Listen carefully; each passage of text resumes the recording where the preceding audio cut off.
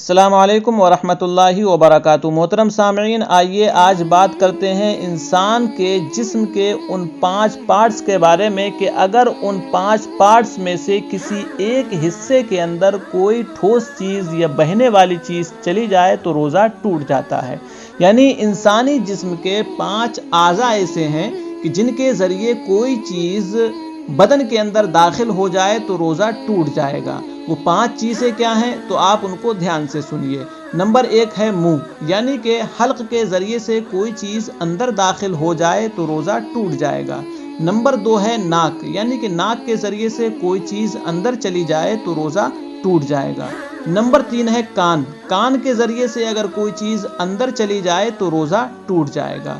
Number 4 ہے عورت کے پیریڈ کا مقام، اگر اس سے کوئی چیز اندر داخل ہو جائے تو روزہ ٹوٹ جائے گا۔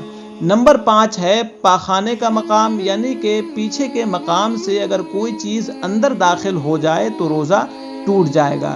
یہ انسان کے جسم میں 5 ایسے پارٹس ہیں کہ اگر ان کے ذریعے سے کوئی بھی چیز بدن کے اندر داخل ہو جائے تو روزہ ٹوٹ جاتا ہے، اور ان کے علاوہ اگر کسی دوسرے ذریعے سے انسانی جسم کے اندر اگر کوئی چیز پہنچتی ہے تو اس سے روزہ نہیں ٹوٹتا ہے۔ واللہ اعلم بالصواب۔ السلام علیکم ورحمۃ اللہ۔